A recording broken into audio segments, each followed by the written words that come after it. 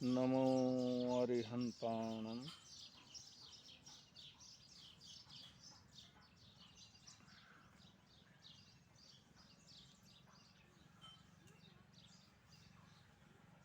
थोड़ी सी बातें आपके समक्ष रखूंगा।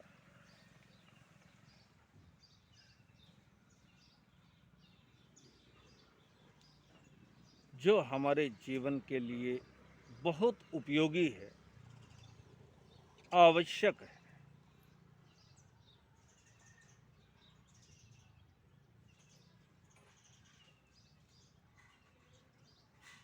समाधि।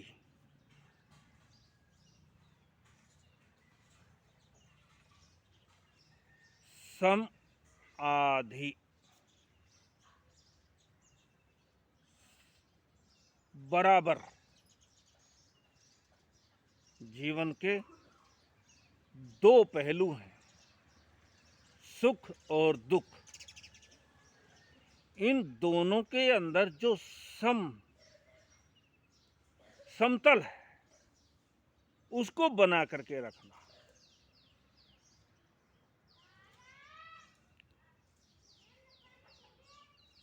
समतल रास्ता है, उसके ऊपर जैसे हम सुरक्षित मंजिल पर पहुंचते हैं, ऐसे ही समाधि हमारे जीवन का समतल बना करके रखती है।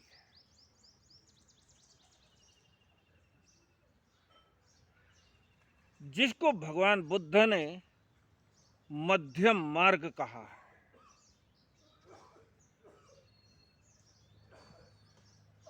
ना सुख में फूलना, ना दुख में घबराना।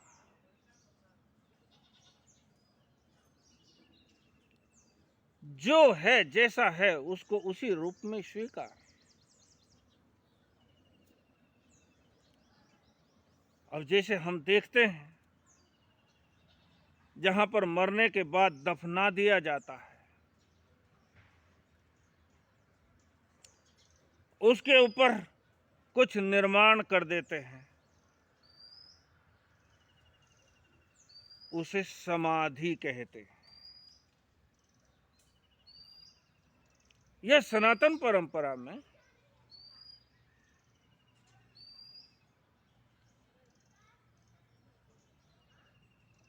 अपना अंतिम समय देख करके जीवित समाधि ले लेते हैं। कोई पानी में अपने जीवन को खत्म कर देता है, तो कोई स्वयं ही कब्र के अंदर जाकर के बैठ जाता है।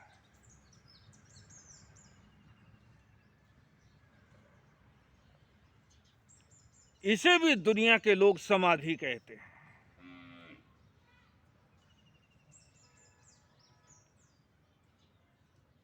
जैन परंपरा में उसे ही संथारा भी कहा जाता है।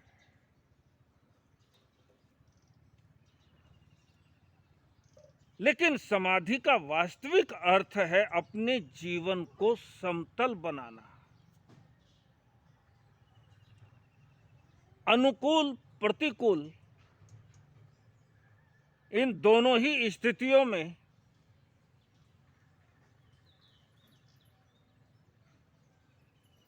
डामाडोल नहीं होना, दुख से घबराना नहीं, सुख में इतराना नहीं। अक्सर हम देखते हैं कि जब दुख आता है तो हम परेशान हो जाते हैं, जब सुख आता है तो हम अकड़ करके चलने लगते हैं, हम अपने ऊपर ही इतराने लगते हैं।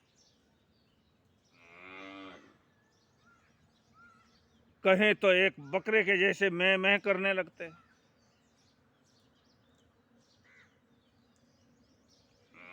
बस इन्हीं स्थितियों को संभाल करके चलना ये समाधि है। उसी की साधना के लिए हमारी सारी धर्म क्रियाएं, उसको भगवान महावीर ने सामायिक भी कहा है। सामायिक अक्सर हम देखते हैं, सामायिक की क्रिया, बैठे हैं 48 मिनट बैठना है, मुंह पत्ती लगा करके बैठना है, और 48 मिनट में न जाने कहाँ कहाँ घूम करके आ जाते हैं। बैठे एक जगह हैं, शरीर से एक जगह पर हैं, लेकिन मानसिकता से हम न जाने कहाँ कहाँ चले जाते हैं।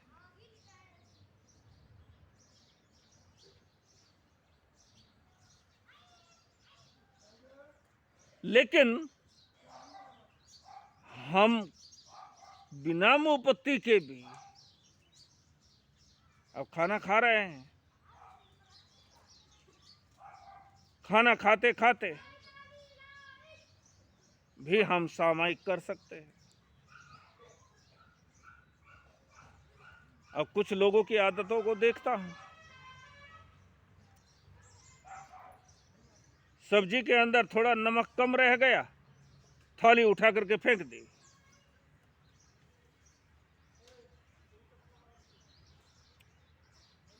भगवान कहते हैं ऐसा उद्वेग तुम्हारे जीवन के अंदर भूचाल लाता है।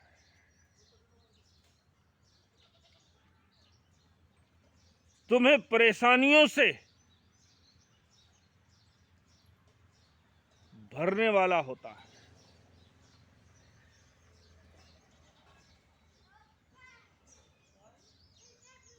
खाना खा रहे हो, बैठे हो, उस समय नमक कम भी रह गया तो एक साधक का जीवन कहता है कि तुम आराम से उसी को स्वीकार कर लो।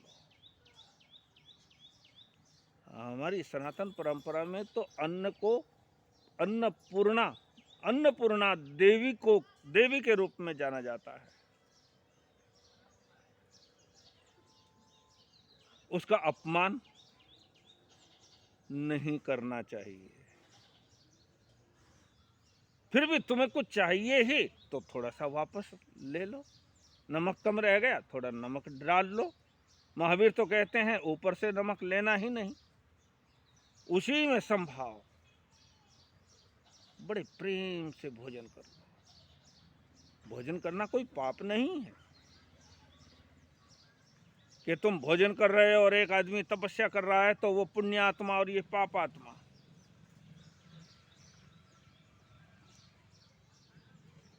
ऐसा कोई जीवन का नियम नहीं है। लेकिन भोजन करते हुए भी तुम उतनी शांति से,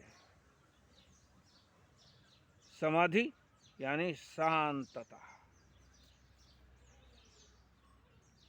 जैसे सरोवर में पानी अगर निश्चल हो जाए, कोई उसके अंदर हलचल ना हो,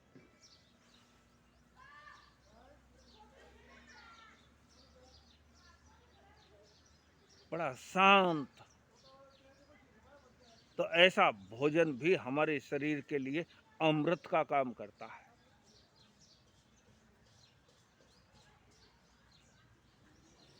हम दुकान के ऊपर बैठे हुए दुकानदारी कर रहे हैं,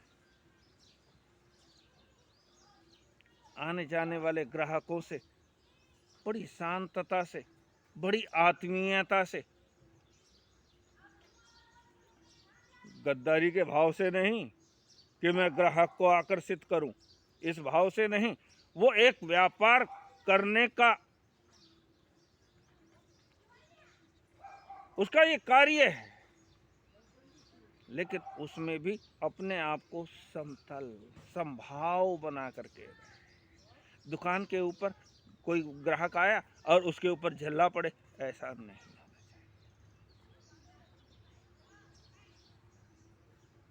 यानी जहां भी हम हैं, जैसी भी स्थिति में हैं, दुख का भाव आया तो भी शांत, सुख का भाव आया तो भी शांत।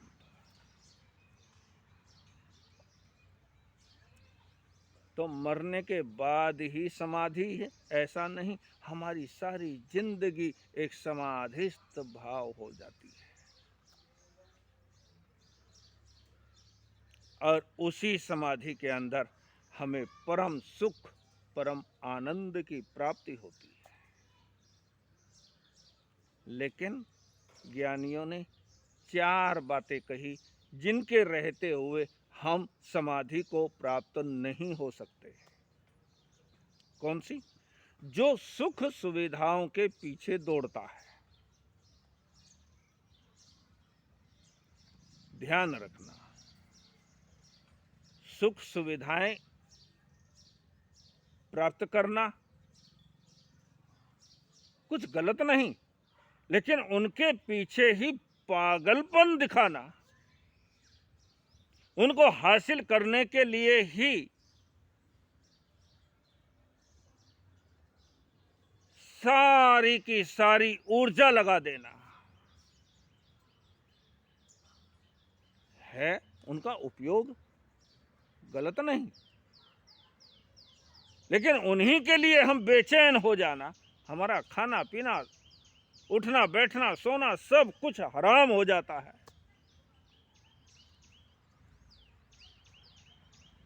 मुझे ये गाड़ी नहीं मिलेगी तब तक शांति नहीं, मुझे एक बंगला नहीं बना लूंगा तब तक मुझे शांति नहीं। ऐसा जो भाव आता है वो हमारी जिंदगी का बड़ा दुखद होता है। तो जो सुख सुविधाओं के पीछे दौड़ता है दौड़ता है दौड़ता है, ऐसे व्यक्ति के जीवन में कभी समाधि नहीं आ पाती। वो तो रात के सपने में भी वही सब कुछ देखता है।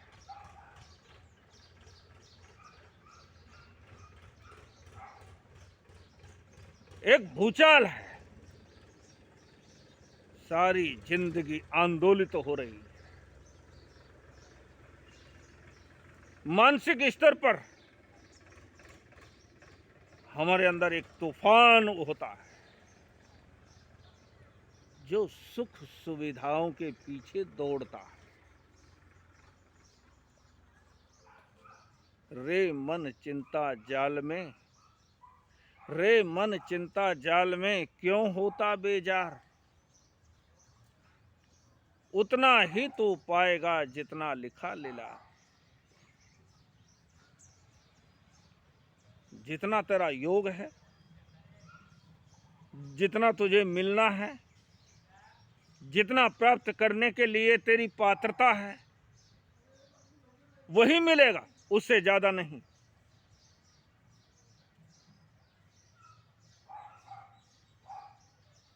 तुम्हारे को जितना मिला है वो तुम्हारी योग्यता से मिला है। रे मन चिंता जाल में, फिर काहे के चिंताओं के जाल बुन रहा है। अपने जीवन को परेशानियों में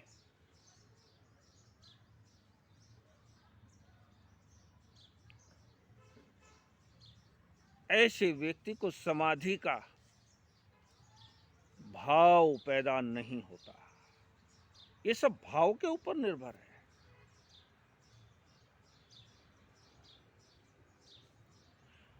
और दूसरा, जो आसक्त जीवन जीता है,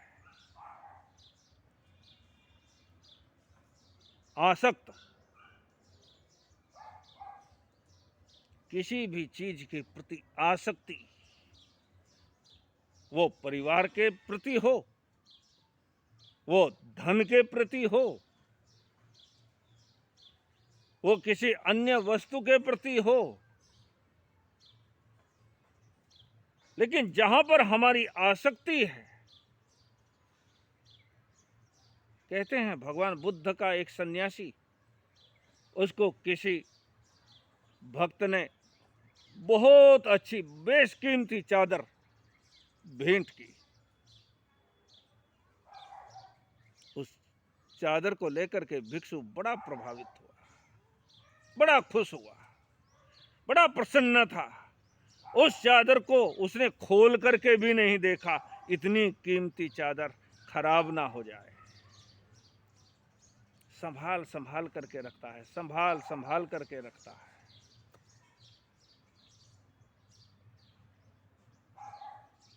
तो कहते हैं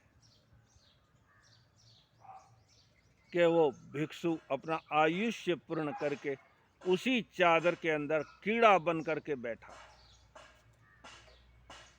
जहां तुम्हारी आसक्ति है वैसी ही तुम्हारी गति बन जाती है।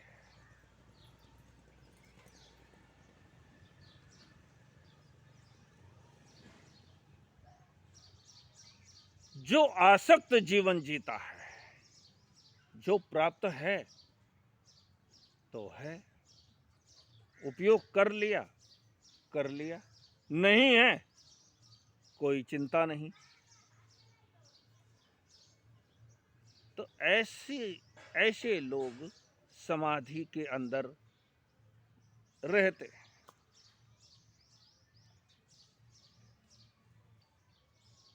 ये परम शांति का मार्ग है,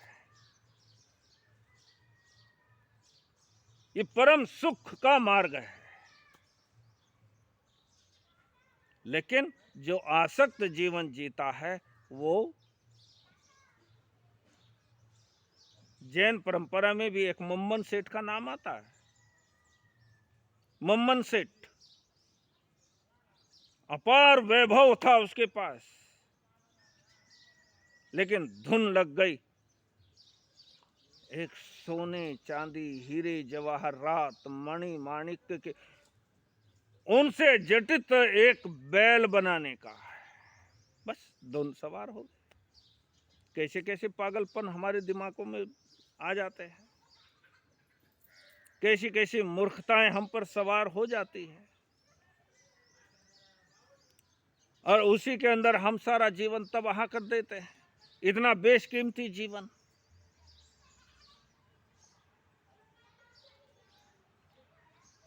मम्मन सेठ के दिमाग में एक फितूर हो गया बैल बनाने का। उसे बड़े सुरक्षित तल घर के अंदर उसने बैल का निर्माण करवाना शुरू कर दिया। एक बैल बन गया, पूरा उतना ही हाइट, इतना बड़ा बैल बनवाया। लेकिन उसका जोड़ीदार, उसकी जोड़ी का एक बैल और चाहिए। अब उसके लिए वो आधा तो बनवा लिया और आधा रह गया। अब आधे के लिए उसे बहुत सारे धन की जरूरत थी। बनाना तो है, जीवन का वही उद्देश्य हो गया। मुझे इतना बड़ा बंगला बनाना है, जीवन का यही उद्देश्य हो गया। हम छोटी छोटी तुच्छ बातों में अपने जीवन के उद्देश्य बना लेते हैं, लेकिन जो उद्देश्य होना चाहिए उससे हम वंचित रह जाते हैं। और थोड़ी सी जिंदगी वो हमारे फितूर के अंदर ही, हमारे बेकार के उद्देश्यों के अंदर ही वो जिंदगी खत्म हो जाती है। कंकर पत्थर इकट्ठे करने में हम अपनी जिंदगी का सारा समय नष्ट कर देते हैं, जो बड़ा महत्वपूर्ण हो सकता था।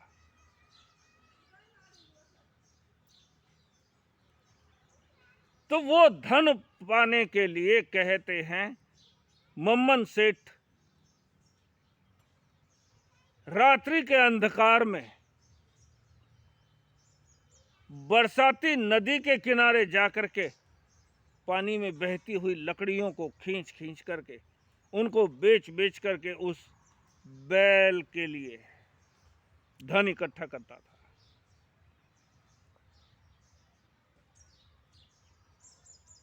आसक्तियों में फंसा हुआ व्यक्ति, सुख सुविधाओं के पीछे दौड़ने वाला व्यक्ति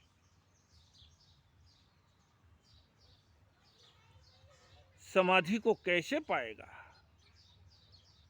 जीवन का जो परम उद्देश्य है उसे कैसे हासिल करेगा?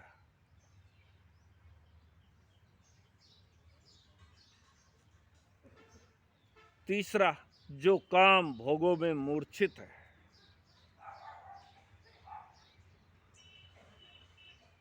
विषय वासनाओं में ही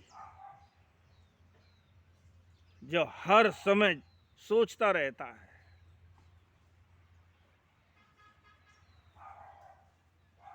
जो काम भोगों में मूर्छित है,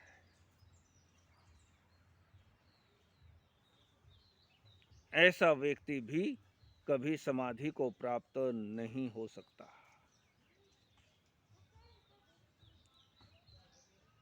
ये पागलपन है। काम भोग तिरस्कार के नहीं है, उनका कोई तिरस्कार नहीं है,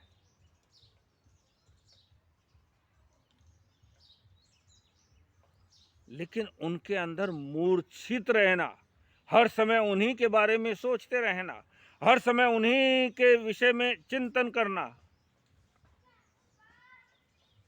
और वो चिंतन नहीं, चिता बन जाती है जो हमारे जीवन को धीरे धीरे जलाती जाती है।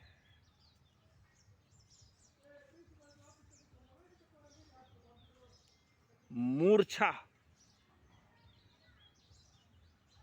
ये अच्छी नहीं होती। और चौथा, जो अपने दोषों को छुपाने के ही प्रयास करता रहता है, गलती कर लेता है और फिर उसको छुपाने के लिए दूसरी गलती करता है, फिर उसको छुपाने के लिए तीसरी गलती करता है, और ऐसे गलती पर गलती, गलती पर गलती किए जाता है अपने दोषों को छुपाने के लिए। साधक तो वो है जो कभी गलती करे ही ना, लेकिन ऐसा इतनी जल्दी संभव तो नहीं हो सकता। इंसान है तो गलती तो होंगी, लेकिन उन गलतियों को स्वीकार कर लेना, ये हम अपनी चिंताओं से, आगे आने वाली चिंताओं से बचाव करने का सबसे अच्छा उपाय है। गलती हो गई, स्वीकार कर लो, उससे आगे ना दोहराई जाए ऐसे उपाय करो, प्रयास करो। जो अपने दोषों को छुपाने का प्रयास करता रहता है,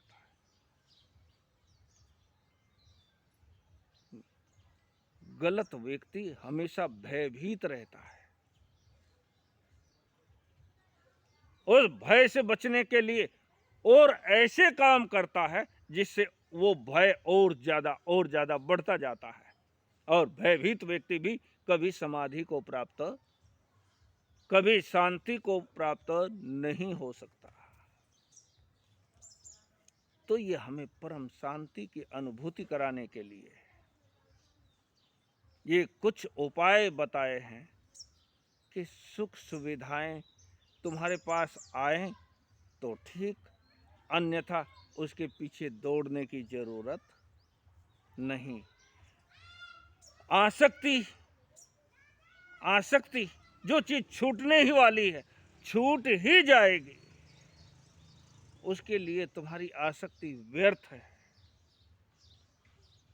उनके पीछे भी अपनी शांति को भंग मत करो। काम भोग तुम्हारे जीवन का उद्देश्य नहीं है।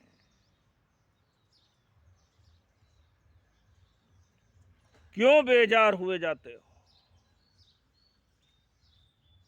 ये पागलपन छोड़ने की भी जरूरत। जो अपने दोषों को छुपाने के प्रयास नहीं करता, सहज मन से स्वीकार कर लेता है, अपनी गलती को मान लेना, ये सबसे अच्छा उपाय है। ये 4 बातें मैंने आज आपके सामने की, जिससे हमारा जीवन परम शांत अवस्था को, समाधि को, सारी जिंदगी को समाधि बनाने में बड़ा सरल उपाय है। समझ में आ जाए तो बड़ा सरल उपाय है। ये उपाय हमें करते रहना चाहिए। जल्दी सफल हो जाएंगे ऐसा भी नहीं, लेकिन उपाय करते गए तो शायद इसी जन्म में हम परम सुख को, परम आनंद को प्राप्त कर सकेंगे। ओम शांति।